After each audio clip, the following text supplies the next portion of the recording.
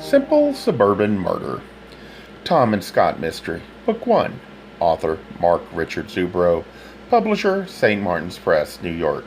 Narrator Eric Ost. For Kathy. Chapter 3. I didn't know what to say, she continued. He abused all of us, hurting the children, bullying me. I feel like I'm waking up from a hideous nightmare. I can't tell them out there. She jerked her head toward the door. They'd never understand the dutiful wife who hated every breath the bastard took. She began crying. It's all right, I said, patting her arm awkwardly. I'm not crying for him. Her voice was fierce. I want you to know that. It's like I'm on a roller coaster. One minute I'm so happy he's gone, and the next, I realize I have nothing to fall back on. I've never had a job. I have no skills. I have no idea what's going to happen to the children and me. She stepped away from me, found a Kleenex in her purse, and dabbed at her eyes. I didn't kill him, she said. I couldn't. I'm not strong enough. Although there were 1,000 times I wish I had been. But I didn't kill him. She put the Kleenex back in her purse, stood up straighter. I didn't ask you here to slobber all over you. You've got to help me. Phil is missing. I'm worried. Missing? For how long? Since yesterday. He talked to the police around 2 o'clock at the house. He left around 4 and never came back. I didn't hear anything during the night. This morning, he wasn't at breakfast. I checked his room. The bed was perfectly made. There was no note. He hasn't been back all day. I called the school, but he didn't show up there either. Have you told the police? No, I'm afraid they'll think he had some part in the killing. I know they will. He's a good boy, moody like so many teenagers are, but a good son. Maybe he's simply off grieving by himself. She gave a short laugh. They hated each other. Jim used to beat Phil when he was younger. The last time Jim tried a couple of years ago, he didn't realize how much Phil had grown up. The boy fought back. I thought they would kill each other, and I'm afraid Phil knows things about his father. What makes you think that? There were times, not that long ago, when Phil would talk to me, but not for a while now. He hasn't talked to anyone at home for months. When we did speak, I'd urge him to talk to his father. I wanted them to get along. I wanted us to be a normal family. But Phil refused. He'd say to me, Mom, don't pressure me to talk with Dad or to talk about him. The way he said it frightened me. It's as if he knew things that a child shouldn't know. I didn't dare press him for more. Did he ever threaten his father? The time I told you about, when they fought at the end before running out of the house. Phil screamed at his dad. If you ever touch me again, I'll kill you. But I know he didn't mean it, Mr. Mason. He was angry. I made him apologize for that later. Did he? Yes, I begged him for me. She gave me a forlorn look. I wish he would come home. Has he ever left before? Sometimes. He stayed out late, but he's never been gone overnight without telling me. Did you know who he might stay with? No, we have no relatives here. How about his friends? Who are they? None of his old friends called recently. I think he cut himself off from them. I know he used to be friends with Greg Davis, but he hasn't mentioned Greg in months. He must be somewhere, Mrs. Evans. Probably with some friends close by. Did he have any money, a savings account to draw on? No savings, but he's had a lot of money lately. I asked him where he got it. He wouldn't tell me. Was he dealing drugs? She gave me a fearful look. I don't know. What do I do? You've got to help me, Mr. Mason. I will if I can, but I think you should tell the police. They'll find out he's missing sooner or later. They have sources for finding someone. I can't. Not yet, anyway. I just want him to come home. I'll try to talk to some of the kids at school, I said. I doubt if I can do much, but I'll do what I can. Oh, thank you, Mr. Mason. Thank you. I found Scott waiting in the viewing room in the short hallway leading outside. I told him about my conversation with Mrs. Evans. Her intensity at times worries me. She might be close to a breakdown.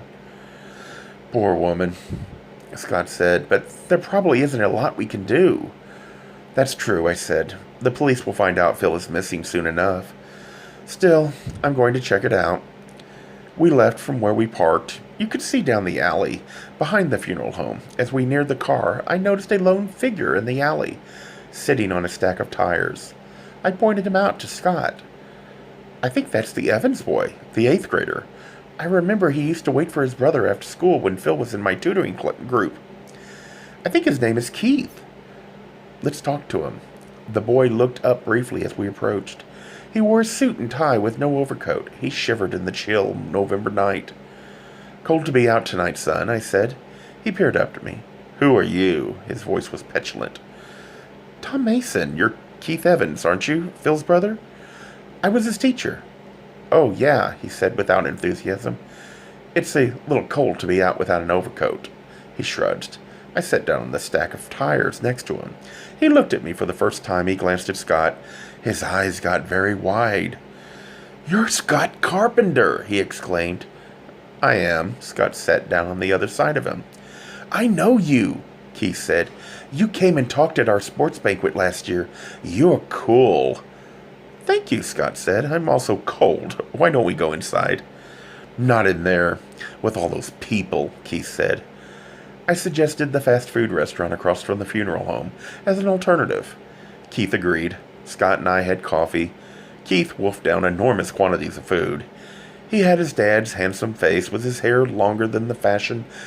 This is great, he said. He pointed to the massed food in front of him. Whenever we go out with my family, we can only order the least expensive thing on the menu. How come you weren't inside? I asked. I couldn't stand all these adults slobbering over me, so I walked out.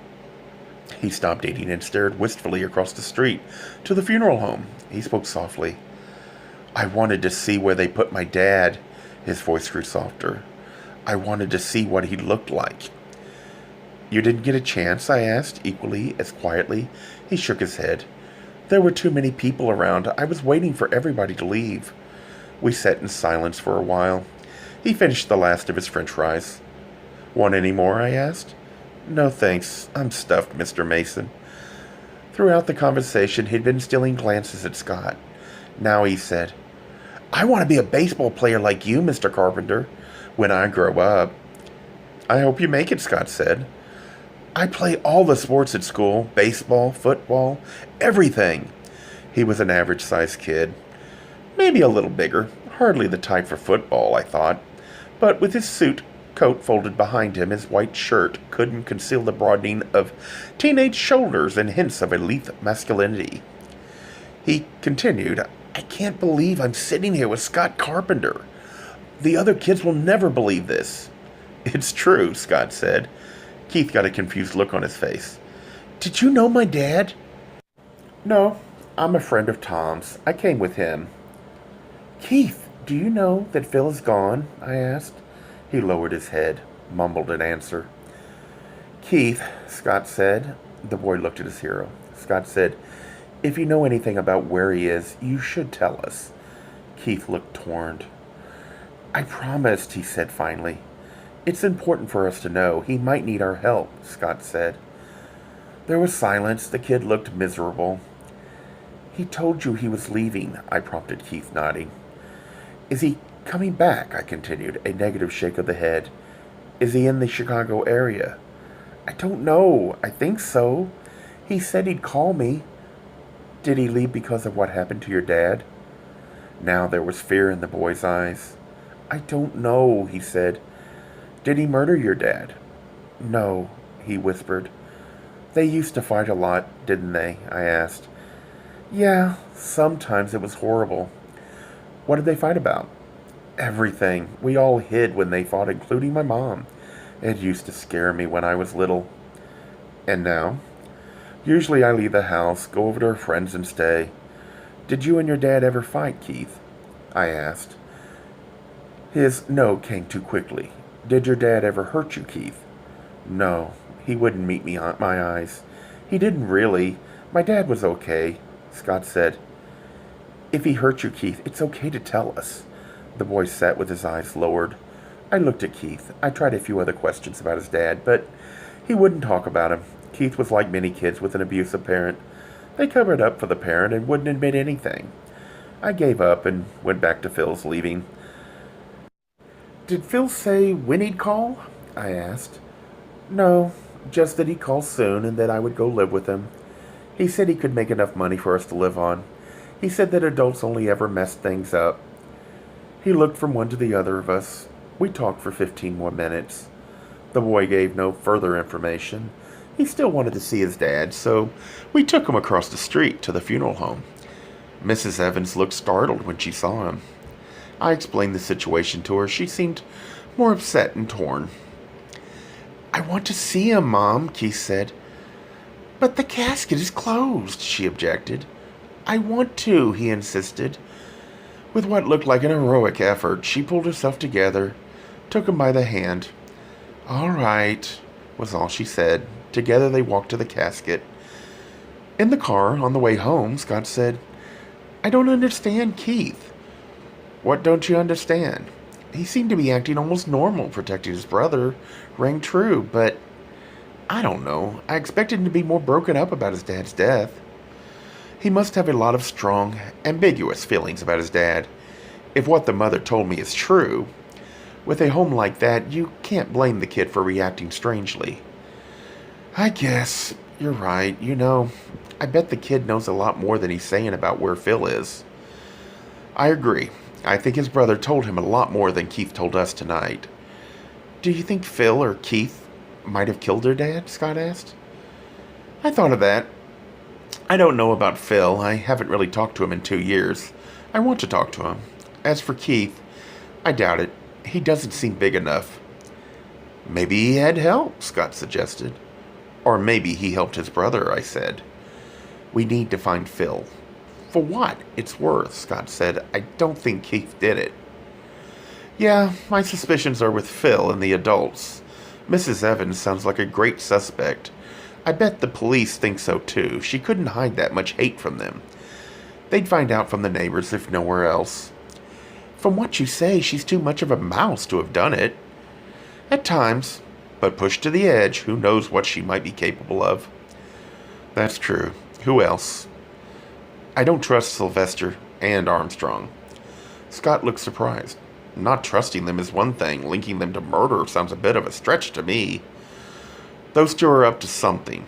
Maybe they were in cahoots with Evans, mixed up with him. Something.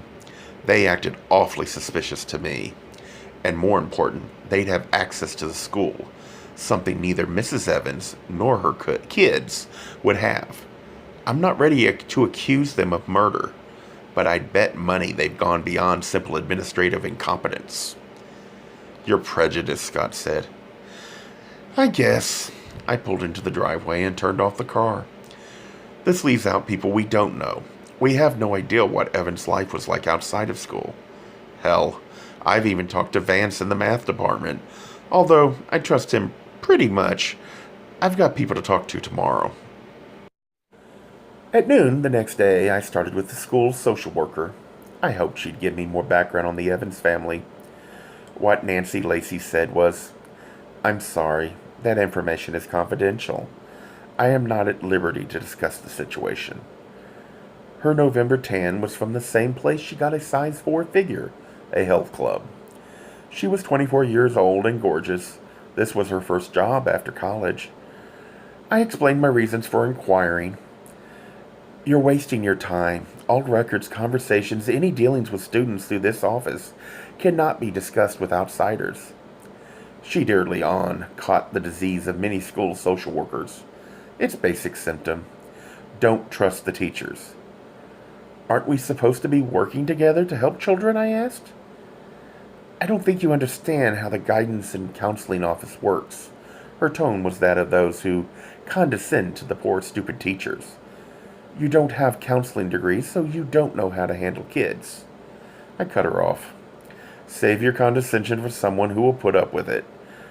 Mr. Sylvester has given me strict instructions. I intend to follow them. I want you to leave my office now. What instructions from Sylvester? I asked. She clamped her mouth closed, stood up, and pointed to the door. I left. She probably would report me to Sylvester. I could expect a visit from him before the day was over. During the tutoring session after school, I talked to Greg. I got right to the point. Greg, several people have told me that you're a good friend of Phil Evans. Well, yeah, sort of, he said. He shifted uncomfortably. Did you know that he's missing? He shook his head. I didn't know that. It's true, I'm trying to find him. Do you know where he might have gone? Look, Mr. Mason, you've got to understand about me and Phil. We were buddies for years. I've known him since first grade, but, like, I don't want you to think that maybe like what Lee said yesterday?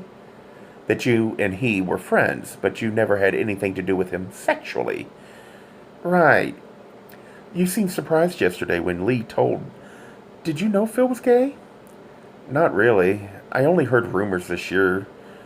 I kind of stayed away from him when I started to hear them. I didn't want people to start talking about me, too. I started hanging out with a new crowd. Before you drifted apart, did he ever talk about running away? Sure, yeah, all the time because of all the hassles he had with his dad. Did he say where he might go? He always talked about going to California and getting a job in a rock band. We went to all the big concerts together. When they came to Chicago, if he wanted to stay somewhere closer for a while, which friends would he go to? I was it. He was a loner. When you guys used to hang around together, did you go anyplace special, or did he mention any place he might stay? Anything that gives you an idea where he might be hanging out? He thought a moment, then spoke reluctantly. Well, sometimes he'd talk about hanging around the north side of the city, like he knew stuff that went on there. What stuff? Like places to go, people to talk to. Then he'd get real secretive. He never said exactly who or where. I ignored him. I figured it was all bull. Nothing specific about the north side. Nothing, he reiterated, but I got the impression he was holding back. I tried another angle. Where would he get money for running away, I asked. Cash? None of us ever had much. His mom said he had a lot lately. I wouldn't know, like I said, we weren't buddies anymore. Was he dealing drugs? I don't know. Can I get back to work? In a minute. Don't you want to help find him? Well, sure, but I'm telling you, all I know. What else would someone your age do to make money? I mused aloud. Get a job, Greg said. Did Phil have a job? His mom didn't say so. Him? A regular job? He hated work. It's one of the things he fought about with his dad. But I tell you, his dad hated it worse when... He stopped abruptly. When what? I asked. If not a regular job, then what kind did he have? Greg became even more nervous. How do I get into this stuff? I waited. Greg sighed disgustedly. Okay, I don't know any of this for sure. That's the part that drove his dad nuts. When he started bringing home money, his dad would demand to know where it came from. Phil wouldn't tell him. And he told you? Not really, but I think he used to do it with guys. Greg's face turned red. According to Phil, the friends he used to brag about gave him cash. I never really believed him. Then, when Lee said that stuff yesterday about Phil and the guy, I figured maybe he wasn't lying. Did he talk about these friends? Nah. That's when he'd get all secretive. I figured he was probably dealing drugs, but I wasn't lying before. I really don't know for sure. Selling sex to adults is one way a kid can get lots of money from some other kids. Do it? Greg shook his head. I shouldn't be telling you this stuff. Why not?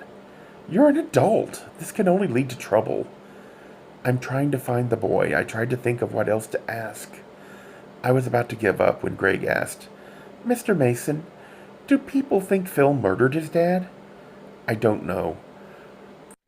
The police talked to him once. When they find out he's gone, if they haven't already, they'll be suspicious. You realize he left only after his dad was murdered. This is some kind of hassle.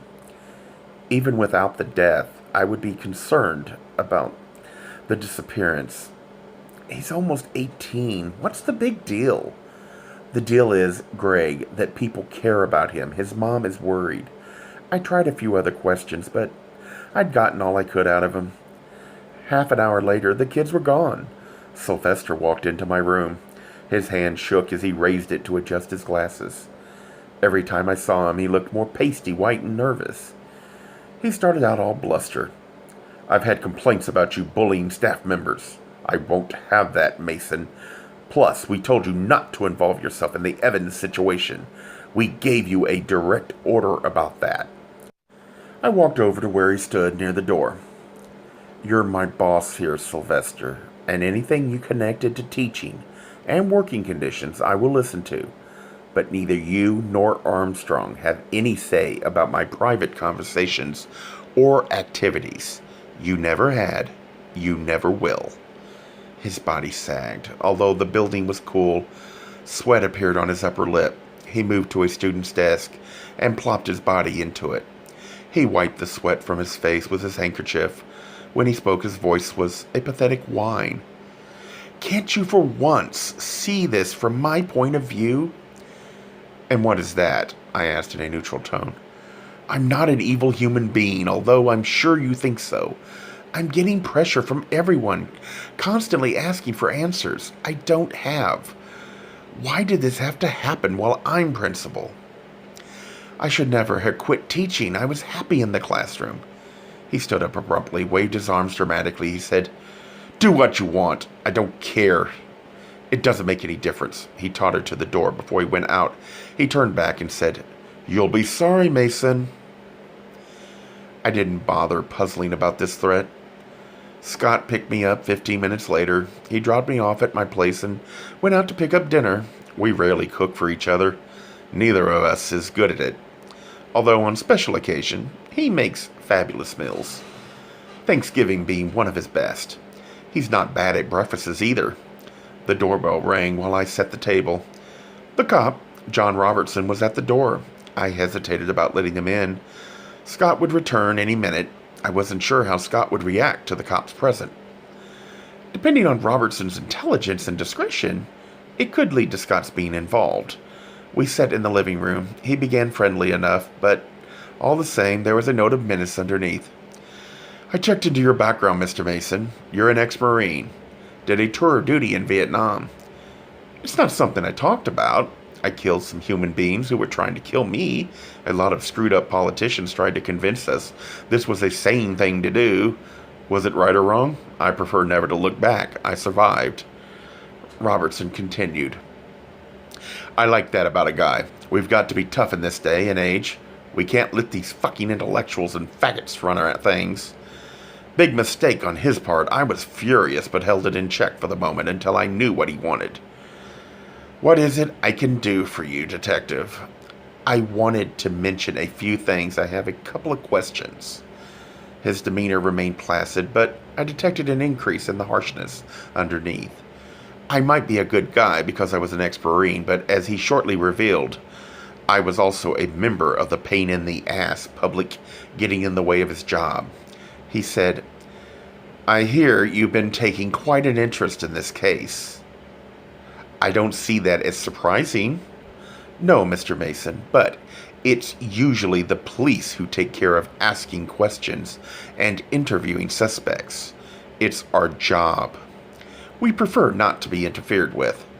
The harshness of his voice increased. Look, Mason, I'm telling you to back off. You're a veteran and all, but I want you to butt out. If you dare defy me. The front door opened. Scott walked in carrying dinner. He looked at the two of us. Scott solved the problem of recognition simply and without hesitation. He introduced himself by shifting the packages he could shake hands. Never thought I'd meet Scott Carpenter. Robertson sat back down slowly. Let me put these away and then I'll join you, if it's all right, Scott asked. No problem, Robertson said. He gave me a surprised and confused look and gazed at me carefully. What he wanted to ask, I guessed, was why on the biggest stars in baseball was in my living room. Scott returned from the kitchen. Can I get you something to drink, Detective? A beer, maybe? No, that's okay. I'm on duty. Maybe another time. Sure thing, Scott gave him his dazzling smile and sat down next to me on the couch. Robertson blurted out, I'll never forget that second no-hitter in the World Series. It was fantastic. I watched every pitch on TV. I wish I could have been there. If we go to the series again, maybe I can get your tickets. Scott said, I came in on the middle of something. How can we help you?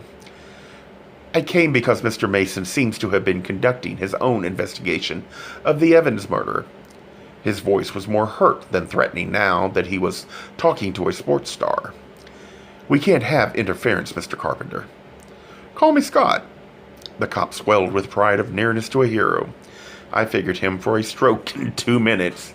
I could already hear him telling the boys at the station house about his friend, Scott Carpenter. I hadn't liked his nasty tone when he started. I hated his fawning tone now.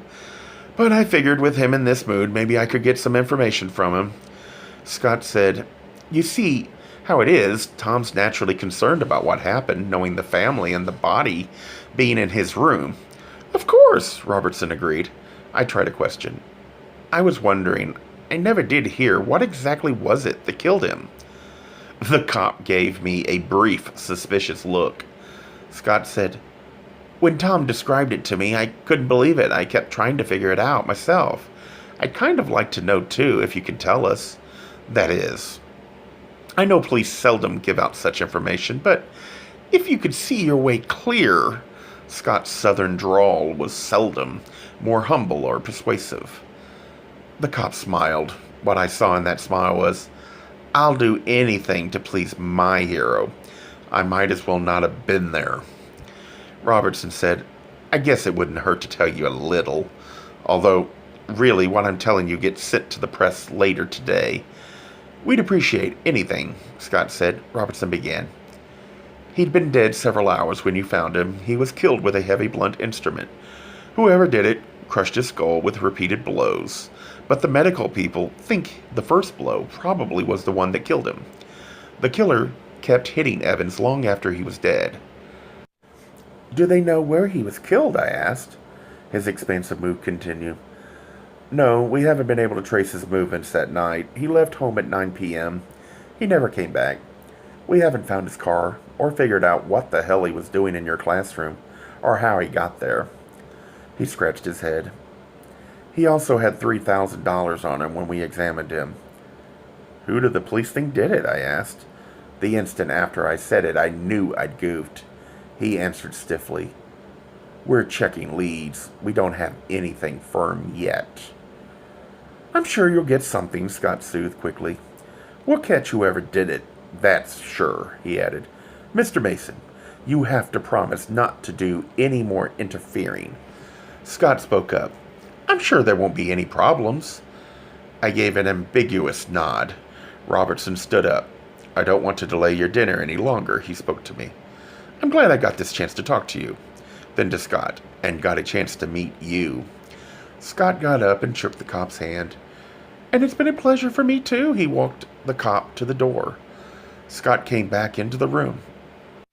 "I promised to get his kids an autographed baseball," I said. "That son of a bitch and asshole." "Don't let yourself get all worked up about him. He's an ordinary guy with a job to do." "How can you defend him? He practically drooled all over you." "You do that sometimes." He gave me a weak grin and sprawled his lanky frame next to me on the couch.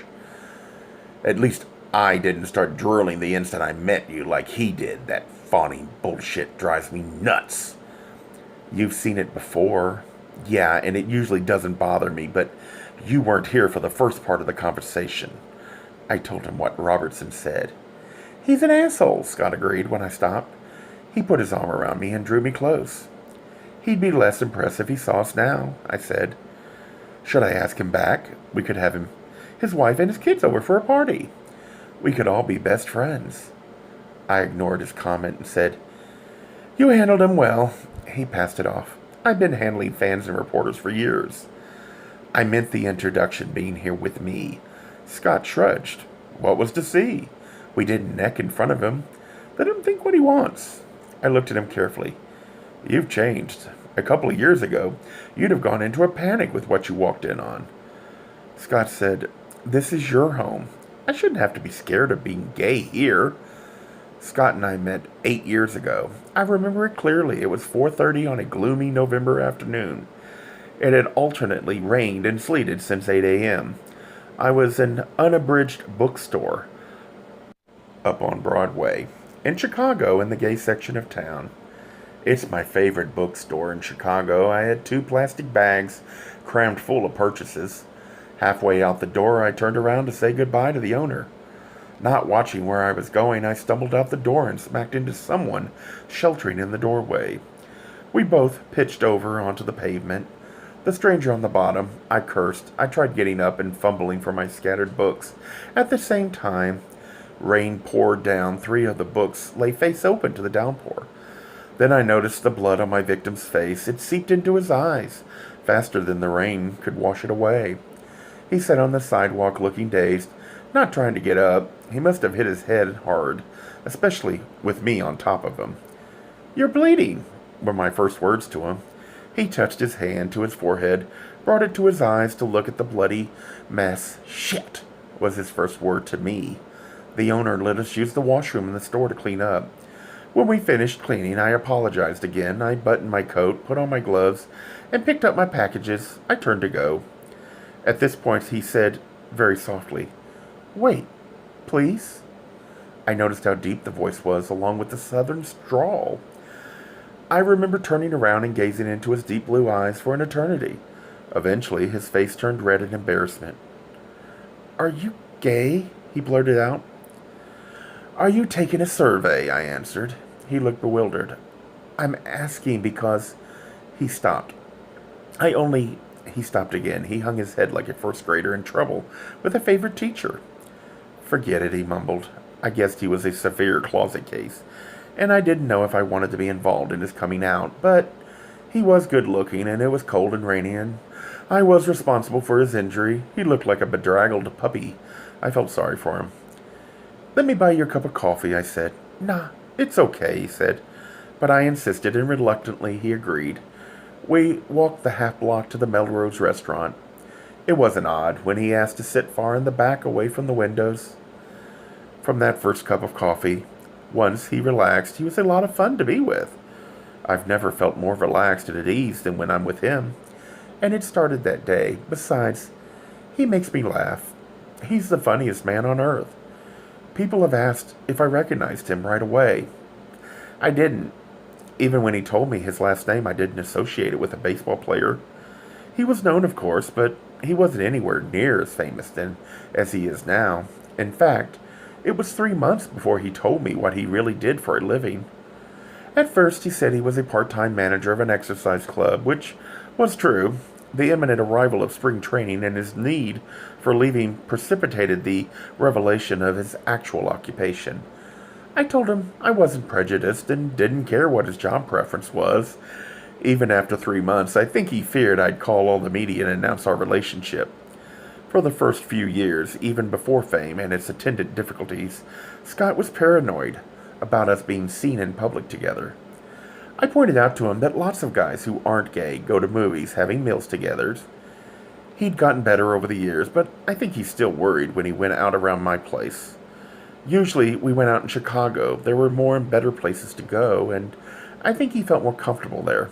For some reason, he was less likely to be recognized for who he was in the city than around River's Edge.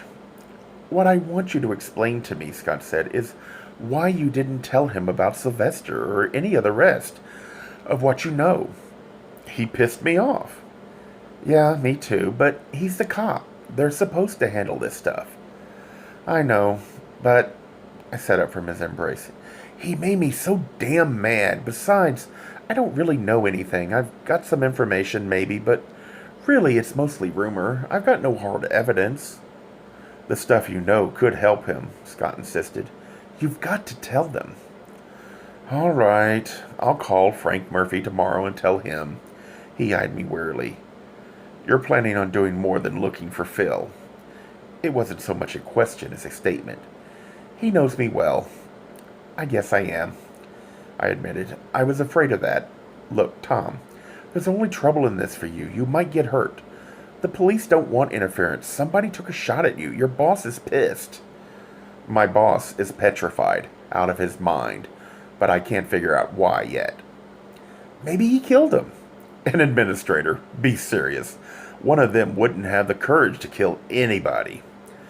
"It was a suggestion," Scott replied with some asperity. "Sorry," I said. He took my hand and continued, Tom, I really am worried. I wish you wouldn't start. I've already started. I'm going to find Phil and the murderer. His shoulders slumped in discouragement. There's no way I can talk you out of it. No. Okay, he said. But if you're going on, I'm going to stick with you. One of us has to be sensible in this. Thanks, I appreciate that. I think.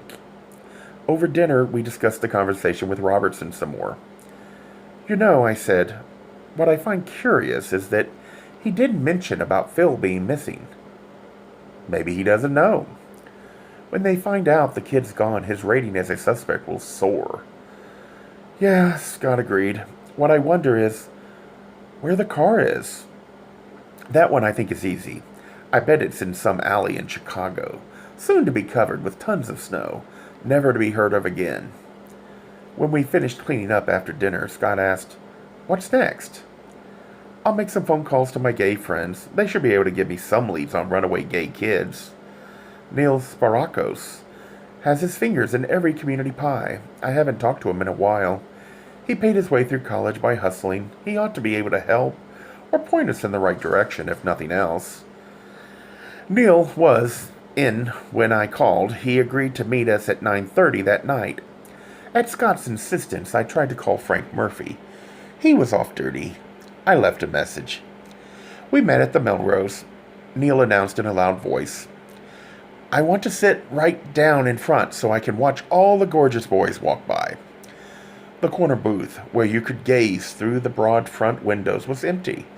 He settled in, Scott and I on one side, Neil on the other. I want you both to know how unchick it is these days to be seen in the Melrose before 2 a.m. The reigning queens meet here at 2:30 each morning. You can't imagine what a favor I'm doing you boys. I don't know what this will do to my reputation. Years before, I'd worked with Neil on several gay activist committees, gone where the pretty boys looks of youth that paid his way through college and ultimately into the business world. At 43, his hairline had receded as rapidly as his paunch expanded. His looks came more often now from a bottle. Years ago, a grateful client left him a bankrupt company in his will. A waste disposal operation. Neil took it and made it $1 million business. He knew the dirt on half the prominent closeted gays in the city, and all the dirt on the uncloseted ones. We need information, Neil, I said. I have that in abundance, but first, tell me, dears, where have you been keeping yourselves? He patted Scott's hand. Have you been keeping this gorgeous hunk? He flipped a wrist at me. Chained in some suburban mall? If the rest of us can't have him, you should at least share him. Scott withdrew his hand and said nothing. Neil turned to me. And how is teaching? Do the little no-neck monsters still occupy your precious time? Still. He gave a dramatic sigh. So what is it you dears want? You were terribly mistress on the phone, Thomas. I hate it when someone calls me Thomas. It reminds me of my mother, and she only used it when I'd done something wrong. It's not like you to play cat and mouse, of course. I know this isn't a simple social call. That would be too much to expect. You haven't called in ages. Your phone doesn't have a dial? I asked.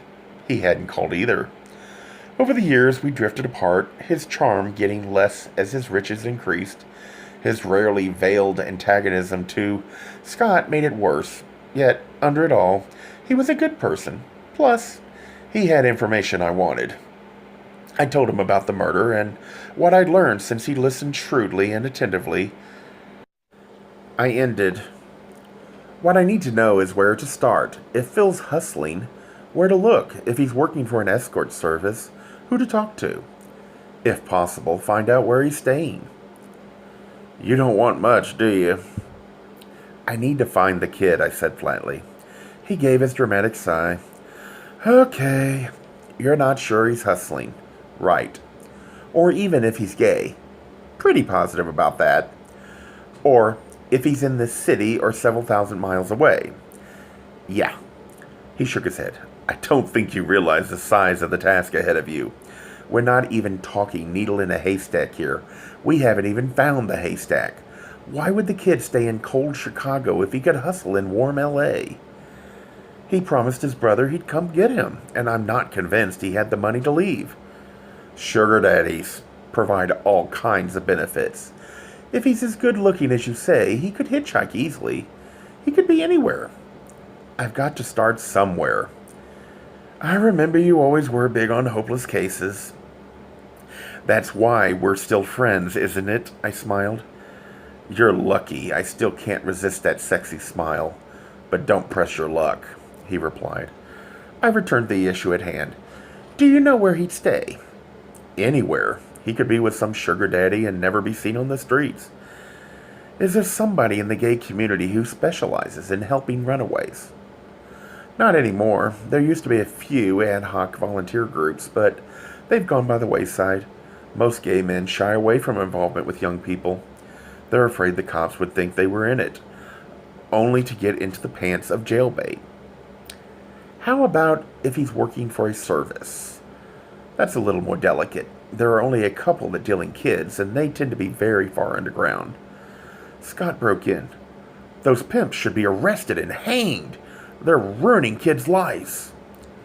And we're applying for sainthood, Neil pointed his finger at Scott. For many, your very existence as a gay man makes you the equal of child molesters and kitty peddlers. I can picture the self-righteous columnist. How can this man play baseball and be an example for kids when he sucks cock? Neil looked disgusted. Morality has little to do with it. Sick child molesters have been with us since we climbed out of the slime. They'll continue to be so. At any rate, moralizing isn't going to find the kid. I only meant, Scott began. Neil patted his hand again. Be still, dear. You're awful cute, but we have work to do. He turned to me. I saw Scott getting red with anger. He held it in. Neil made some demeaning crack every time he saw Scott. I began to protest. Neil stopped me. Do you want information or not? Scott gave my leg a reassuring squeeze under the table to let me know it was all right to let it drop. I swallowed my anger and nodded at Neil. The escort service, I reminded him. Ah, yes, well. There are 2 that might employ him. I can discreetly check that for you. I'll probably get honest answers from them, although I can't guarantee it. Do you know any place a youngster might stay or hang out? I know the Young Hustler Bar used to be the dump on Lower Wacker Drive. Not anymore. The place to find a young hustler is the Womb. I hadn't heard of that place. Where's that? I asked. It's on Clark Street, south of Diversey, across from the post office. I'd been past the corner but never noticed the bar. I think we'll head down there and ask around, I said. He gave me a pitying look. Do you think anyone in such a bar would answer questions? After you ask the first one, the bar will probably clear out. They'll assume you're cops, and if you're thinking of waiting for Phil to show up, forget it. Your chances of being there simultaneously are minimal. We have to start somewhere, I said. Good luck, he said doubtfully. How soon can you check those services, I asked. I'll call you tomorrow, Sunday at the latest. I said a brief thanks, and we left. It was near 11:30. It was less than a mile to the bar. We decided to walk. I could tell Scott was angry. After a few blocks, I said, there was no call for him to talk to you that way. He shrugged his shoulders and said, it's not important. The Womb was in the basement of a crumbling building. The color scheme could most kindly be described as hideous. The lighting, what little there was, revolved and twirled slowly. It managed to pick up the most lurid tints, generally suggesting walls spray-painted with vomit. The entertainment consisted of a gargantuan woman, 300 pounds at least, leather-clad from toe to crown, slowly doing a striptease on top of the bar.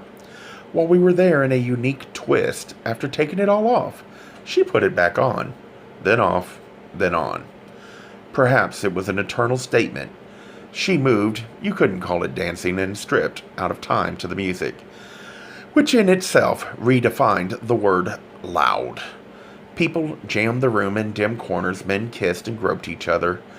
I only looked long enough to ascertain if Phil was so engaged. As far as I could see, he wasn't. As we squeezed to the bar, 2 stools emptied in front of us. We grabbed them. Across from where we sat was the exception to the lighting. There, in an area hidden from the door, Light bathed a wall in blinding whiteness for the space of about 15 feet.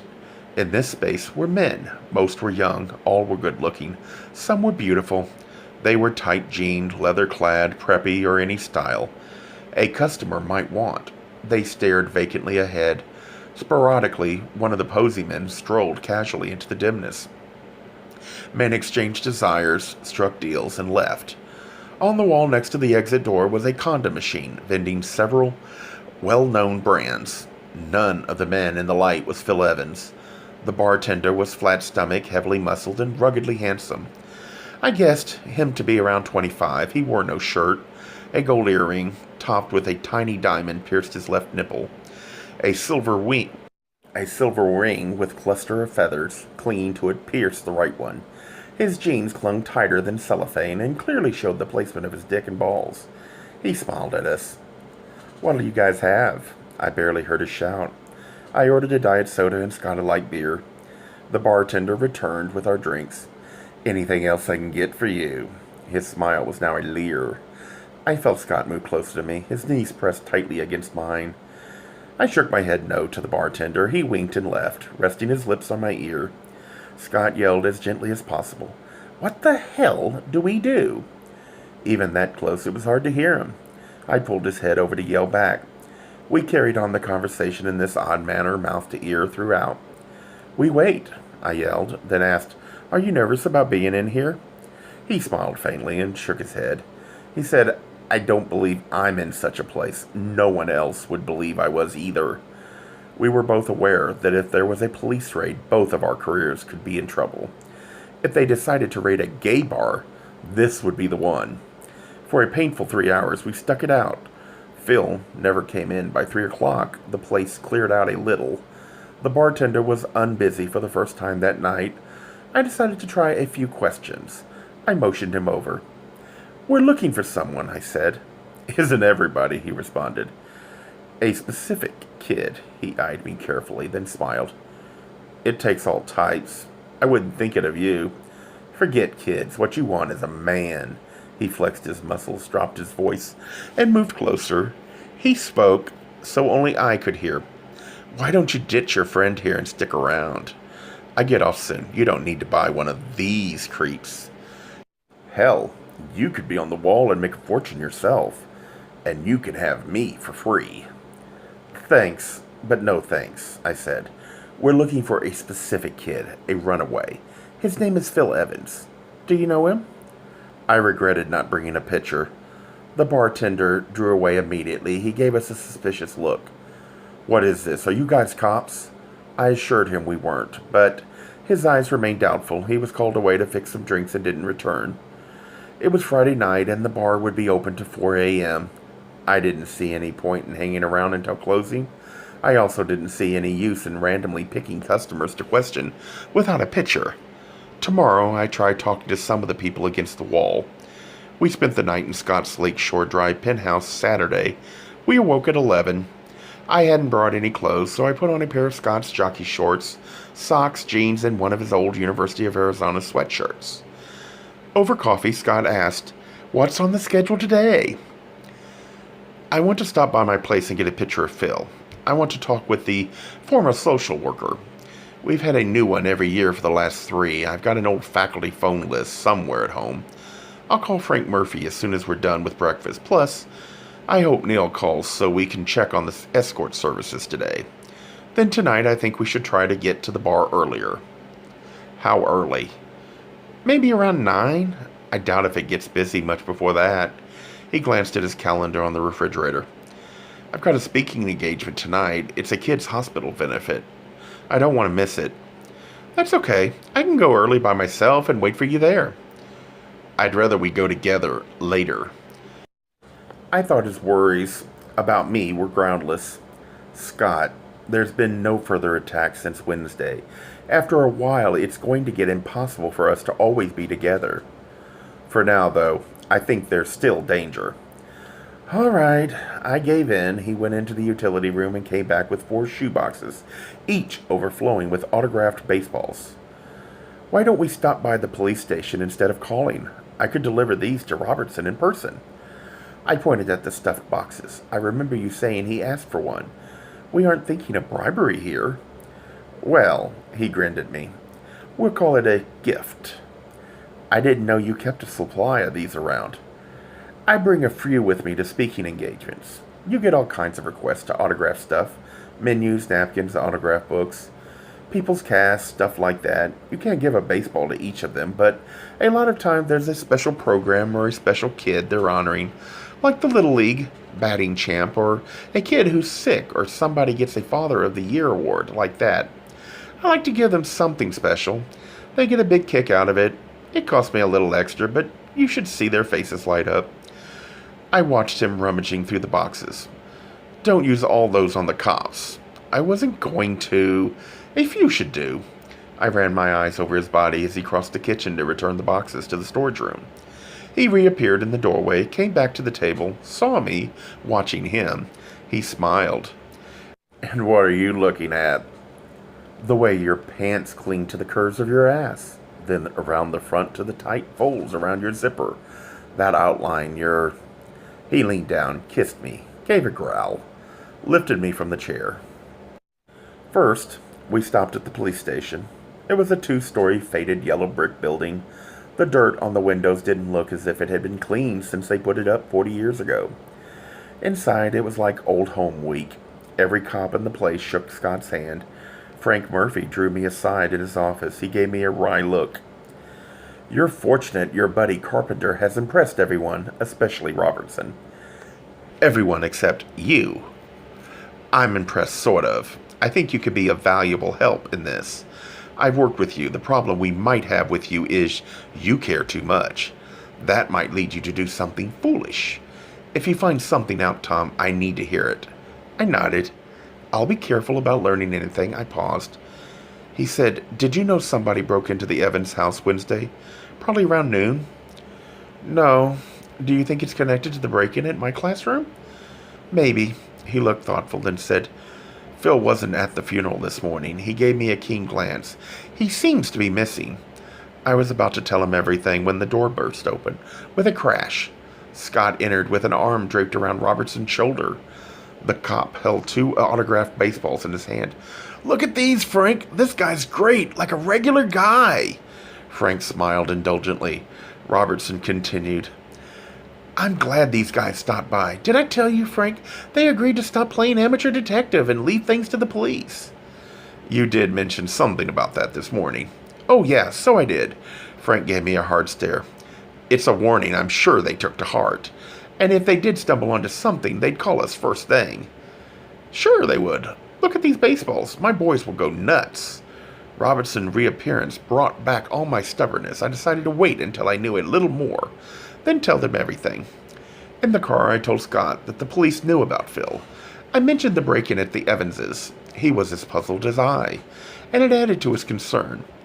I figured there had to be a connection, but I couldn't begin to understand what. Scott interrupted my reverie. You didn't tell him, did you? There wasn't time. What with cops falling all over you, I rationalized. For the moment, our concern is the whereabouts of the kid, not the murder itself. The cops won't see it that way. No, I suppose not. We've got a full evening to cope with. Let's concentrate on that. At home, I cut a picture of Phil from an old yearbook.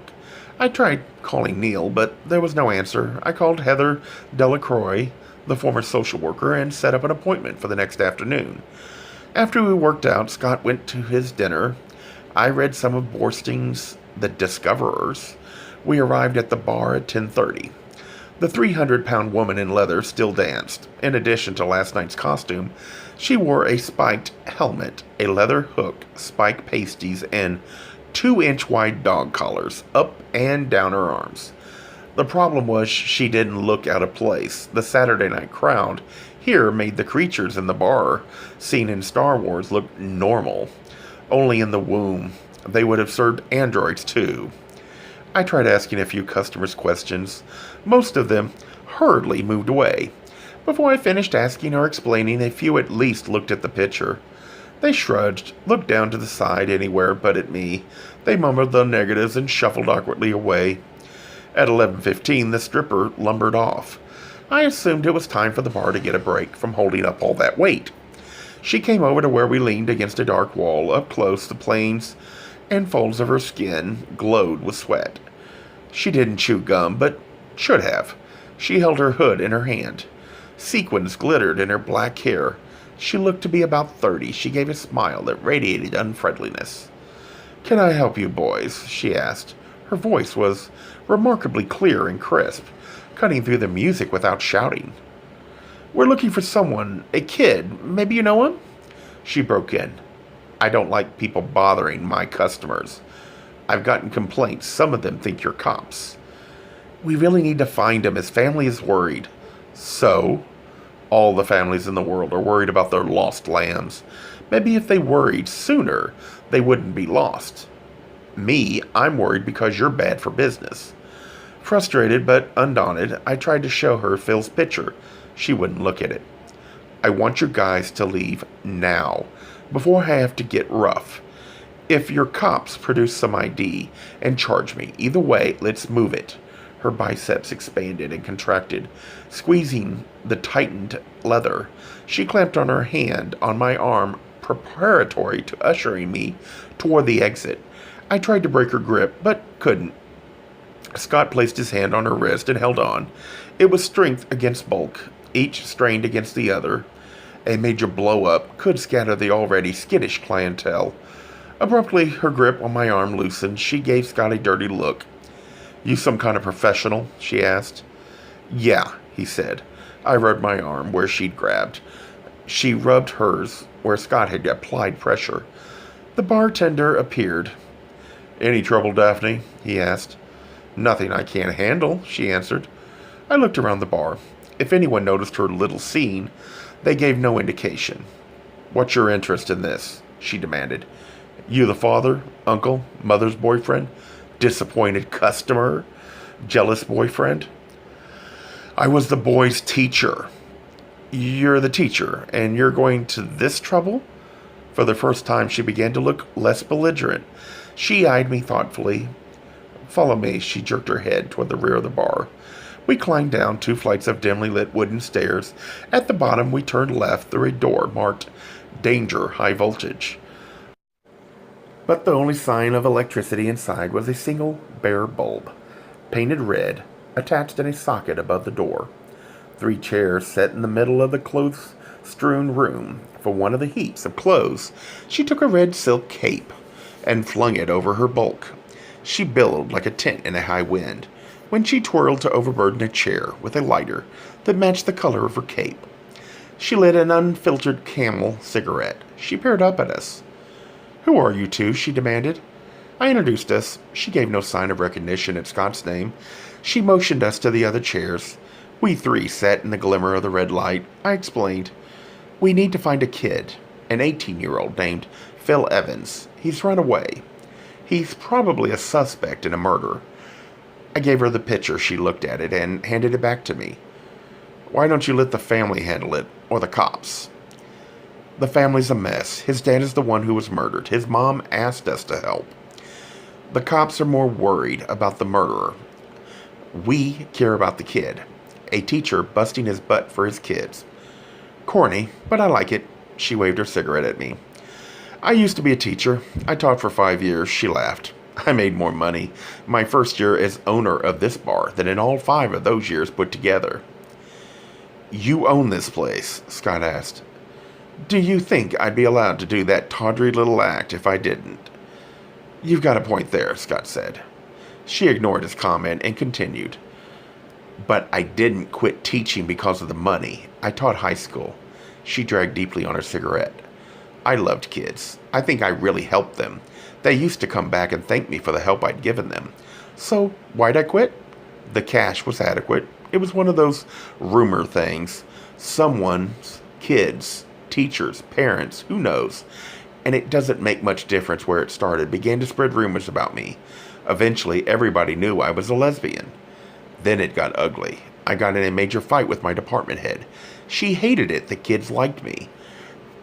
She threatened to tell the principal, superintendent, and school board that I was a lesbian if I wouldn't knuckle under. I laughed at her and dared her to do her worst.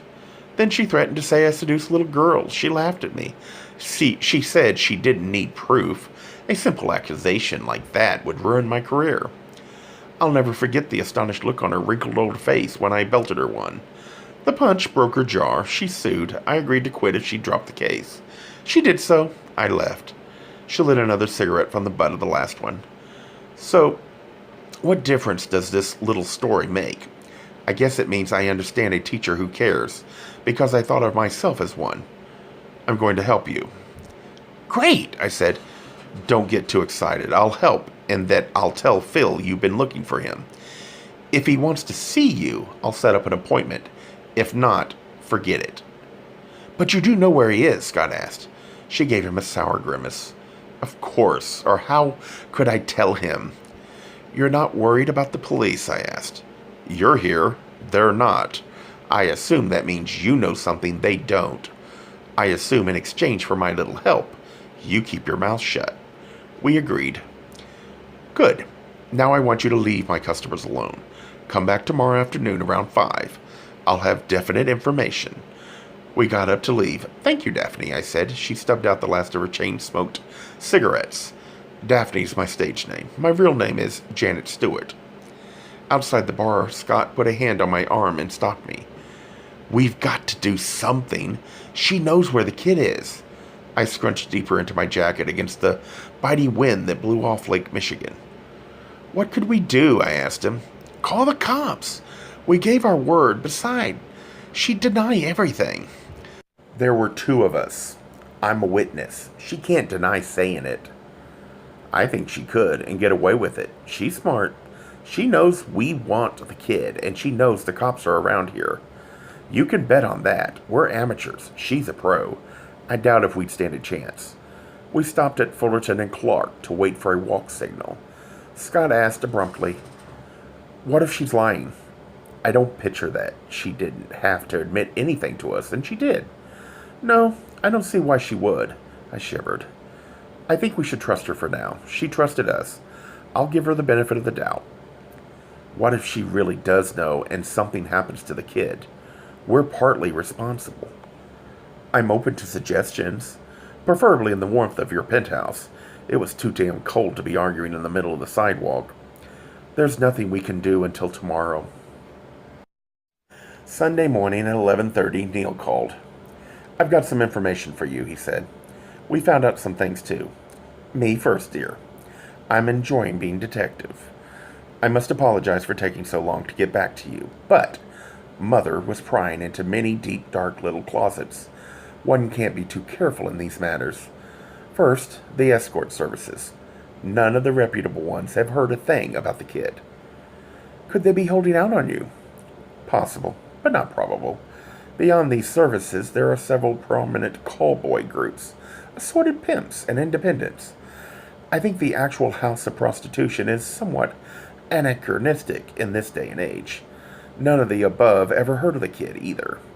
That doesn't mean there isn't some lesser known or newer group he's working for, or like I said the other night, the kid could be freelancing. So you didn't get anything. Be not too hasty, gorgeous one. I went back and checked several of the disreputable escort services. That was much more difficult. One of them had this tidbit.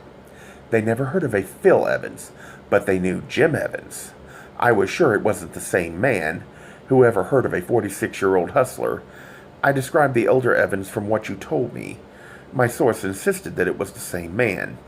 He didn't know what Evans did for the service. He only knew there was some connection. What would Jim Evans have to do with a gay escort service? I asked. That I couldn't tell you. Could you at least tell me which escort service it was? He mulled this over.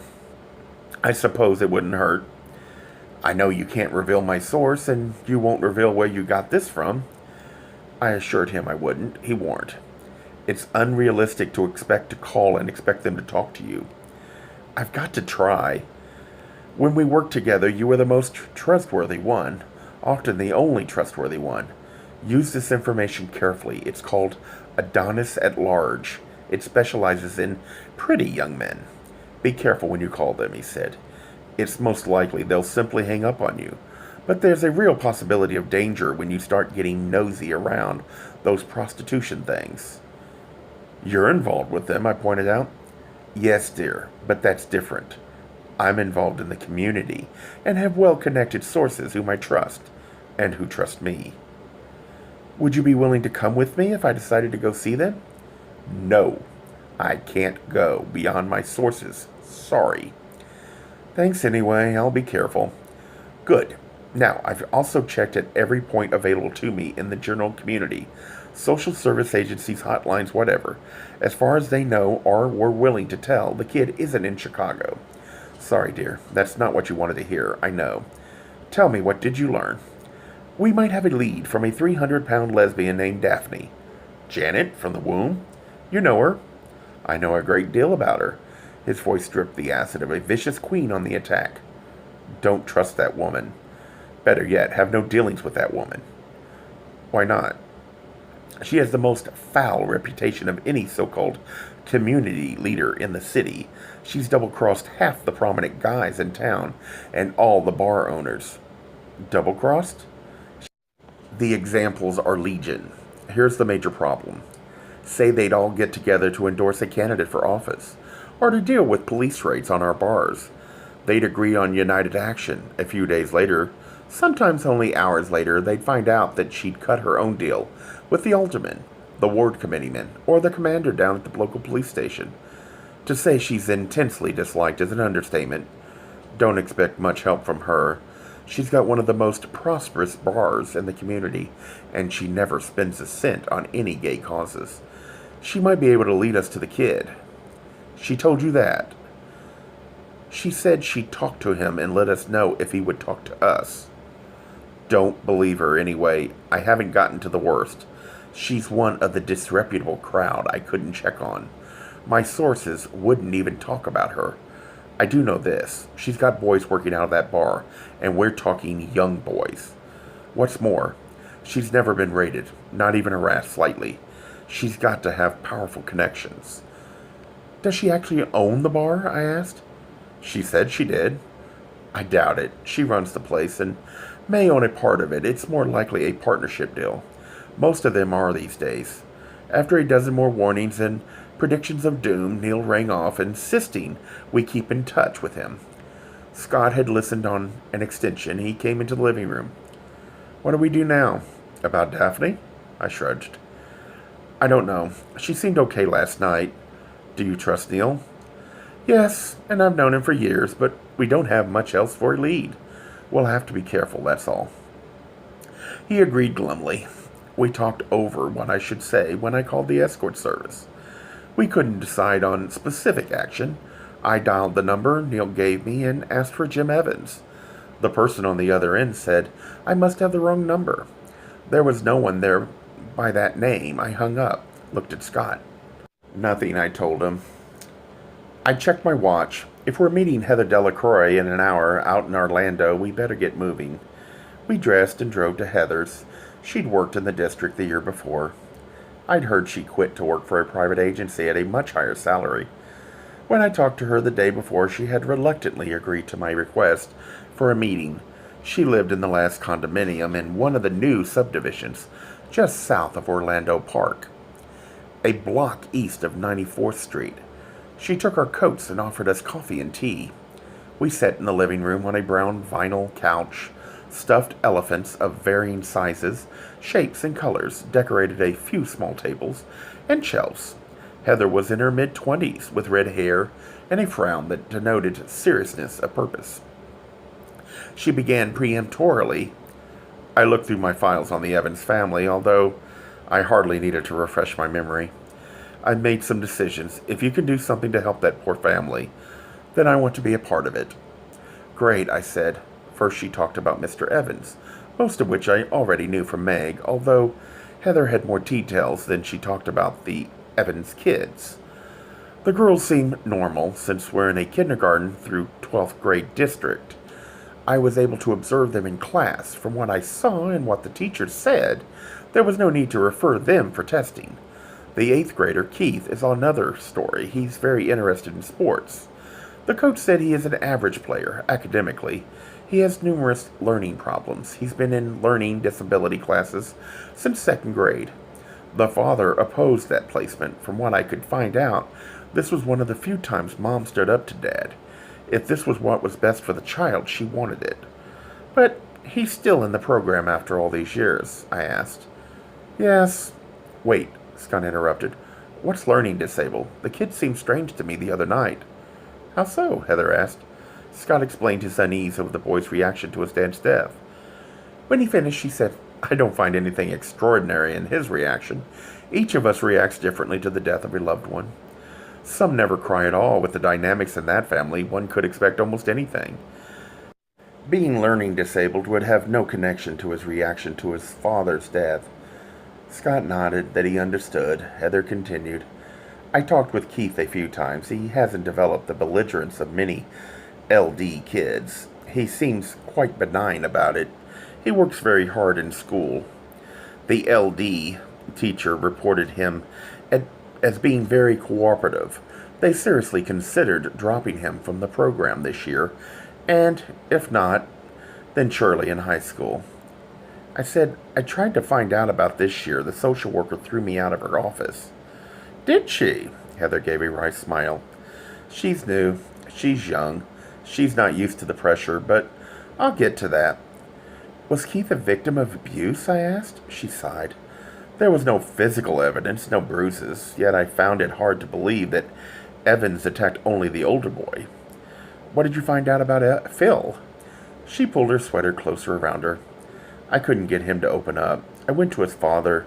I felt extremely uncomfortable going to him, but something had to be done. It was a disaster. He told me he didn't believe in this psychology bullshit. I phoned the mother. She was vague and distant. I couldn't get any answers out of her. Neither parent seemed willing to take an active part in what happened to their son. She shook her head sorrowfully. Maybe if I'd had more experience, I could have helped that family. I don't know if anyone could have helped them, I said. At any rate, next I went to see Sylvester. Phil's case disturbed me. I wanted further testing done and more follow-ups on the family in general. What did Sylvester do? I asked. Her eyes misted with tears. I was a first-year social worker, right out of college, exceptionally well-trained. I thought I wanted to help that family. I didn't trust the father at all. I feared for the little girls. Sylvester did everything and nothing.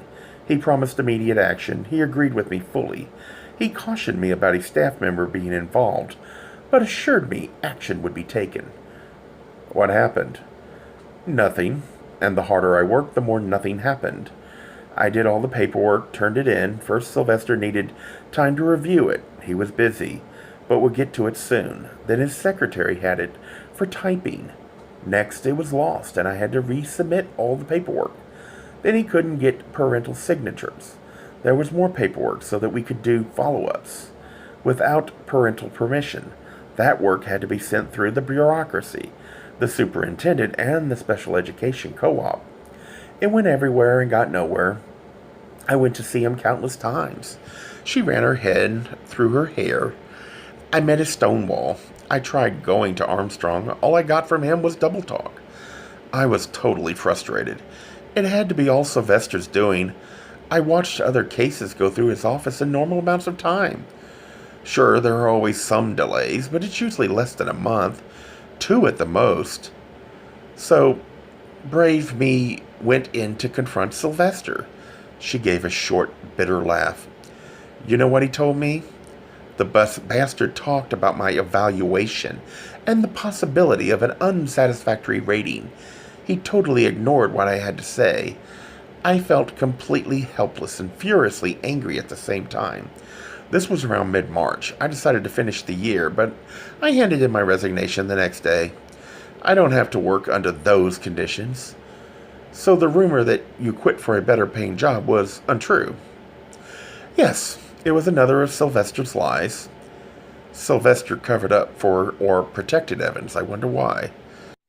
I never could figure it out. They didn't seem like close friends. I told her what Leonard Vance said about meetings between Evans and the 2 administrators. She walked over to the sliding glass doors and stared out. That family was so sad. She turned back to us. I really had nothing to go on. No neighbors complained. The boys had some trouble, but weren't out of control in any way. Dad was strange. Mom seemed to be a basket case. I had a horrible feeling about it. She sat back down slowly. It turns out I was right. We listened to a grandfather clock ticking in another room. A few moments later, I broke the silence. When I tried to talk to Nancy Lacey, she seemed frightened. She probably was. I've talked with her a few times. She's a nice kid, from a proper school, terribly sincere. Wants to change the world. I know the type well. I was exactly like her. She's probably under even more pressure than I was. I presume Sylvester got to her very early to warn her away from the Evans family. She didn't strike me as the type who could buck that kind of pressure. We stayed another half hour, but learned nothing else new. While saying thank yous and goodbyes, we promised to keep her informed of any new developments. The meeting with Daphne was for 5. I didn't want to be late. There were no customers in the womb. Daphne was behind the bar. "Gentlemen, you are in luck," she pointed at me. "You must be one hell of a teacher. Not only did the kid agree to see you, he's eager. I had to restrain him from coming down here, honorable as you may be. I thought I'd wait to see if you came in trailing a herd of police. Let's go." She grabbed a black leather purse off the bar and pushed past us toward the exit. "I hope you guys have exact change," she called as she went out the door. She marched us south on Clark Street. At Fullerton, we caught a westbound bus.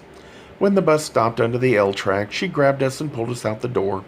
She hurried up to the L platform, watching behind us suspiciously. After an hour of switching buses and trains and finally taking a cab, we wound up on Wacker Drive at the base of the Sears Tower. On a Sunday at 6, except for a stray tourist or two, it was deserted. We went to one of the fast food restaurants across the street. A closed sign hung in the window.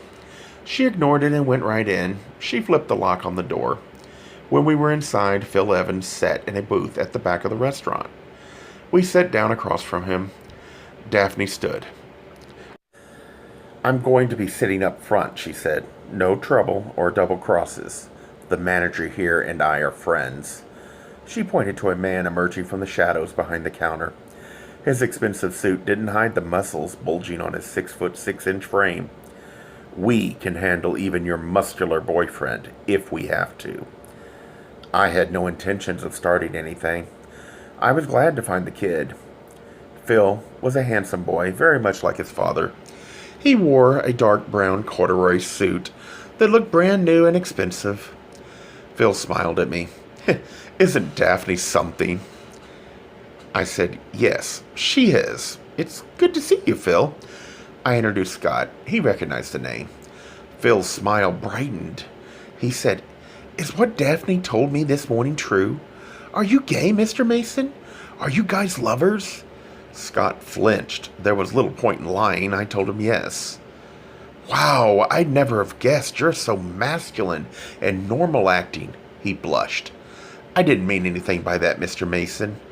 "I know, Phil. I'll take it as a compliment," I said. "People have been worried about you. We've been looking all over for you." "I'm glad it was you that came looking for me. I've always trusted you.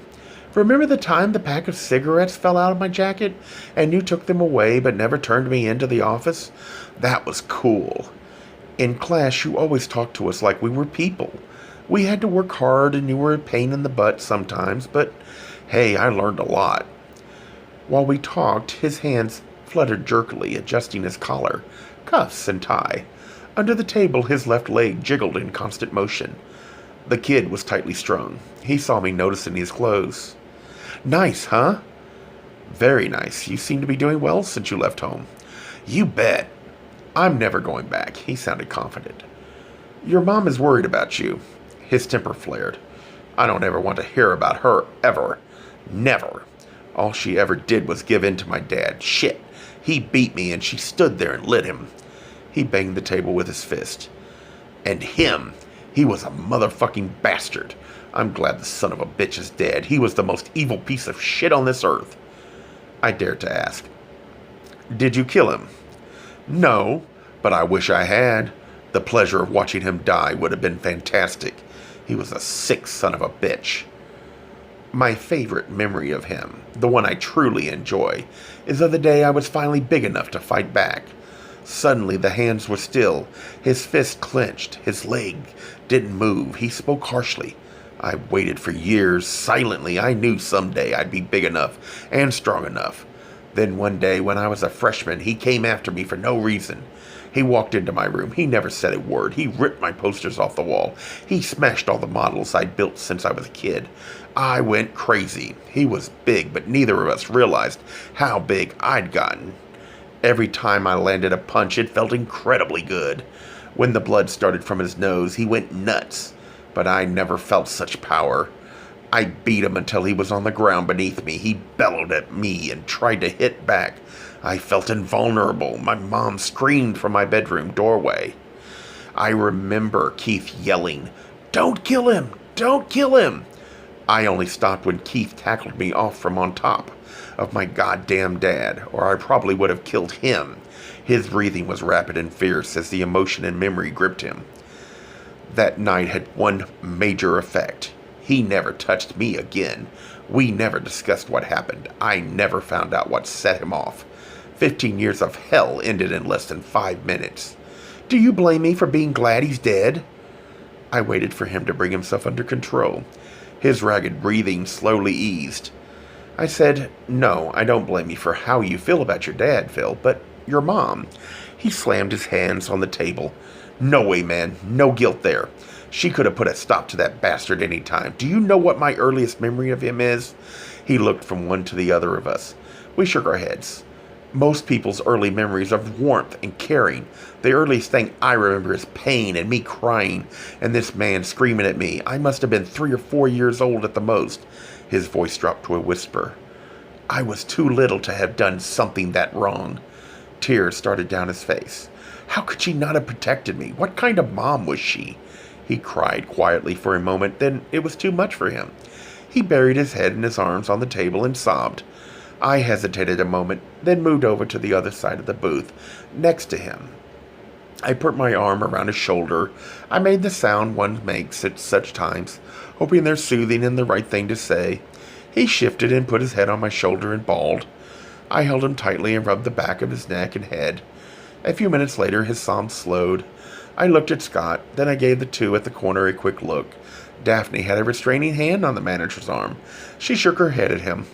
When the sobs quieted to sniffles, I said, "Your mom is a frightened woman, a very human person, who made a mistake and didn't know how to correct it." He kept his head on my shoulder. The crying was softer now. "She loves you, Phil," I said. He sat up, took out a hanky and blew his nose. He looked like the bewildered and frightened human being he was. "You're going to be okay, Phil," I said. "Yeah," he sniffed heroically. Tears stained the sleeves of his suit coat. "I'm a mess." His handsome grin flashed briefly. Minutes later, I judged him sufficiently pulled together to answer a few questions. "Where are you staying, Phil?" I asked. "With a friend. He takes good care of me. I really wish you'd consider coming back with us. Life at home could be worked out." He shook his head. "No way. If we needed to talk to you, it might help if we knew where to find you." He wiped his nose, shook his head. "I can't tell you who I'm staying with. He told me not to tell anyone. He doesn't even know I'm meeting you. If you need to see me, check with Daphne. She'll know where to call." "All right," I agreed reluctantly. "Phil, I'd like to check a couple of things about your dad's murder. Scott and I want to find out who killed him. Since the body was in my classroom, I'm a suspect. As you might guess, the police have been trying to find you because you disappeared. I imagine they think you had something to do with it." "I was at Daphne's that night." The answer was too quick, too pat. He continued, "It was a slow night. I didn't turn a trick. I was against the wall most of the night. I thought of a dozen moral, psychic, and physical warnings that I didn't think he would listen to." He added, "Daphne's my witness." I was sure she would be. I asked, "Daphne's not worried about underage prostitution and drinking?" He shrugged. "I've been going there for a year. I get no hassle. She says I'm good for business." I let the subject drop. "What time did you go home?" "After closing, around 4:30. I stayed to help them clean up." "Were you out late often on nights you had school the next day?" "Sometimes, not a lot, depending on what mood I was in. Your parents never said anything when you came in that late? I asked. They gave up waiting on up for me years ago. My hours are never mentioned. Isn't it dangerous being a hustler nowadays? Scott asked. No, I'm real careful. If a customer won't use a rubber, then it's no sale. I resumed my questioning. When you got home, did you notice anything unusual? No, as far as I knew, everybody was in bed, where they belonged. Wouldn't your mother have been worried if your dad wasn't home? Maybe, but he kept odd hours a lot. Do you know where he went those odd hours? No, he did it fairly often, maybe once or twice a week. Nothing was ever said about it when I was around. Do you know of any connection between your dad and the Adonis at Large escort service? He looked surprised for a moment, but all he said was, no. I wondered what was behind the surprise. His no sounded wrong to me. I moved on to my next question. Do you think your mom killed him? He contemplated this seriously. I'd say no. She was too scared of him. Outside the family, who hated him enough to kill him? Anybody who knew him, was his instant response. I tried again. Was there somebody with an extra special grudge, or who had a recent fight with him, especially at work? Think first before you answer. No, he started to answer quickly, then hesitated. Well, wait, a couple of times he talked about a Mr. Vance, the head of the department. He thought Mr. Vance was incredibly stupid. He used to make lots of calls trying to get people to support him against Vance. At department meetings, I remember the second Wednesday of every month, he shouted on the phone for hours.